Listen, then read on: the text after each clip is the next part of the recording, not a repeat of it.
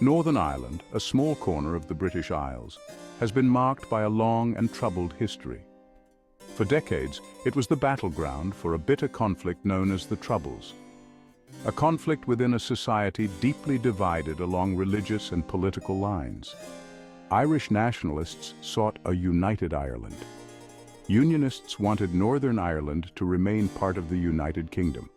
This division set the stage for the violence in the late 20th century.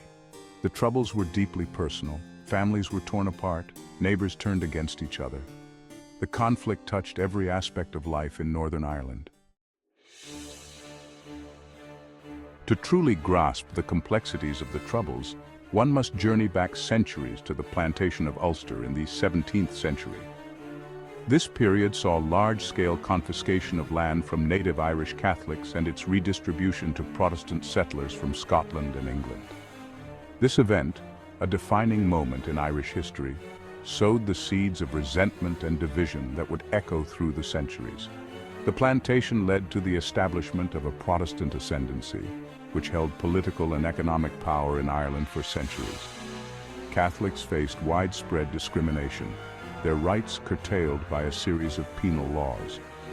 This historical injustice fueled a sense of grievance and alienation among the Catholic population, contributing to the deep-seated divisions that characterized Northern Irish society. The late 1960s witnessed the eruption of the Troubles, marking a turning point in Northern Ireland's history. Inspired by the American Civil Rights Movement, a civil rights movement emerged in Northern Ireland, demanding an end to discrimination against Catholics. However, these calls for equality were met with resistance from some quarters, and tensions quickly escalated. In August 1969, violence erupted in Derry and Belfast, triggered by clashes between Catholic nationalists and Protestant loyalists, as well as the Royal Ulster Constabulary, RUC, the police force seen by many Catholics as biased against them.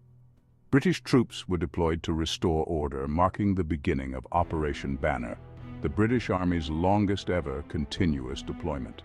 The Troubles had begun, plunging Northern Ireland into a spiral of violence that would last for decades.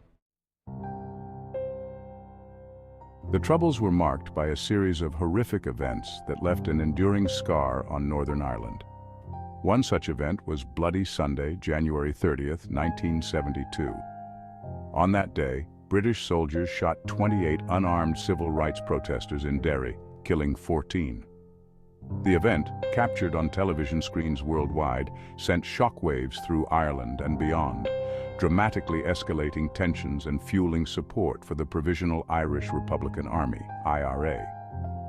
Another defining moment was the 1981 Irish hunger strike. 10 IRA and Irish National Liberation Army, INLA, prisoners led by Bobby Sands starved themselves to death in protest against their treatment by British authorities. The hunger strike captured global attention, sparking riots in Northern Ireland and raising questions about Britain's handling of the conflict.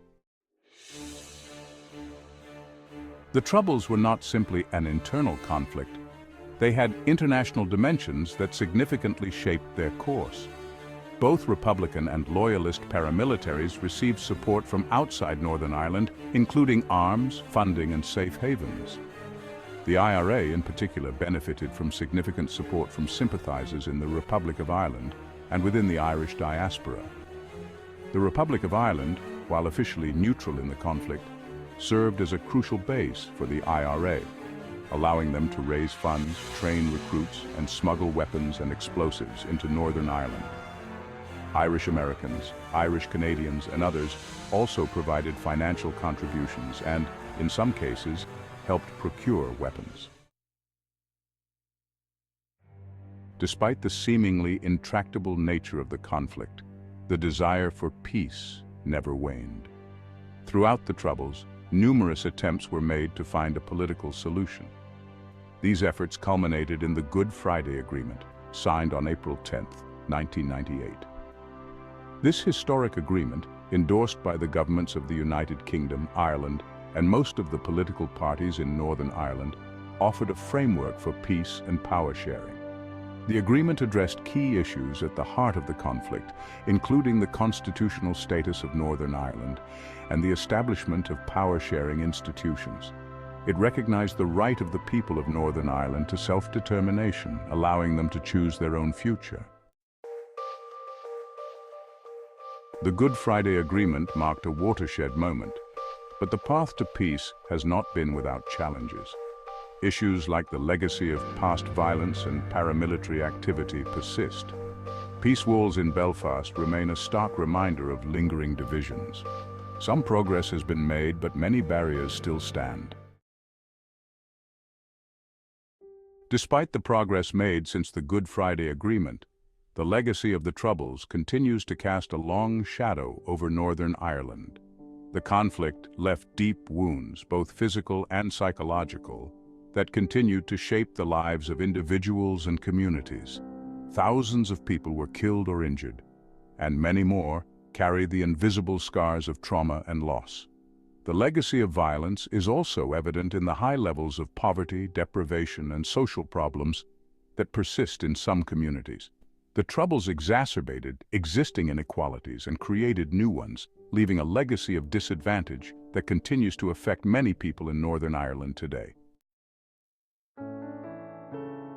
Despite the challenges, there is hope for the future of Northern Ireland. The Good Friday Agreement provided a framework for peace and reconciliation, and while progress has been slow at times, there have been significant achievements. The establishment of power-sharing institutions and the reduction in sectarian violence are all testament to the resilience of the peace process. The future of Northern Ireland lies in shared future building. This requires addressing the legacy of the past, promoting understanding and respect between communities, and creating a society where everyone feels valued, respected, and that their liberties are secured. The journey towards a truly united and peaceful Northern Ireland is ongoing, but with continued dialogue, understanding, and a commitment to peace, it is a journey worth taking.